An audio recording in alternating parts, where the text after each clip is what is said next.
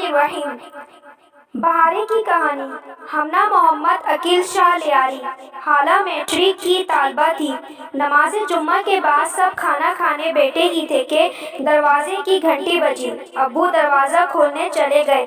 جب وہ کمرے میں آئے تو ان کے ساتھ حالہ کی ہم عمر ایک لڑکی تھی۔ امی کے پوچھنے پر اس نے بتایا کہ میرا نام بہارے ہے اور میں نور پور گاؤں کے آخری حصے والے گھر میں رہتی ہوں۔ کچھ سال پہلے میرے امی ابو کا انتقال ہو گیا۔ کوئی رشتہ دار نہیں تھا، اس لیے میں نے خود ہی مٹی کے کھلونے بنا کر بیچنا شروع کر دیا، مگر اب مٹی کے کھلونوں کا دور ختم ہو گیا ہے۔ 2 دن سے گھر میں کچھ پکانے کے لیے نہیں ہے۔ آپ لوگ یہ کھلونے خرید لیں یا پھر مجھے کچھ کھانے کو دے دیں۔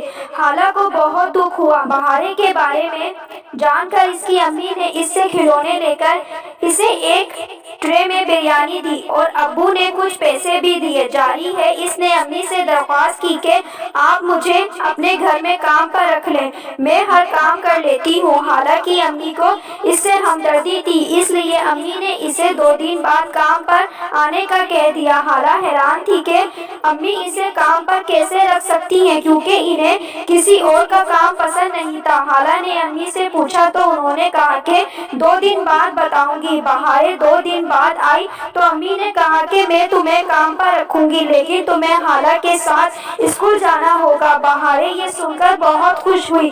امی ابو کے انتقال کے بعد اس نے اسکول چھوڑ دیا تھا اور اب یہ سنہری موقع ہاتھ سے جانے نہیں دے سکتی تھی، اس لیے اس نے فوراً حامی بھر لی اور حالہ کی امی کا بہت شکریہ ادا کیا۔ اب وہ حالہ کی دوست بن گئی تھی اور اسی گھر میں رہنے لگی تھی۔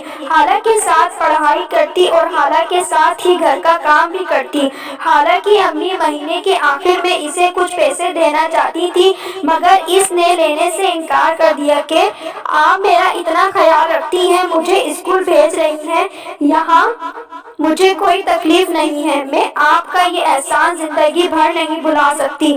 بہارے ہر وقت اللہ سے گھر والوں کے لیے دعا کرتی تھی جن کے وسیلے سے اللہ نے اس کی زندگی کی مشکلات ختم کر دی تھی۔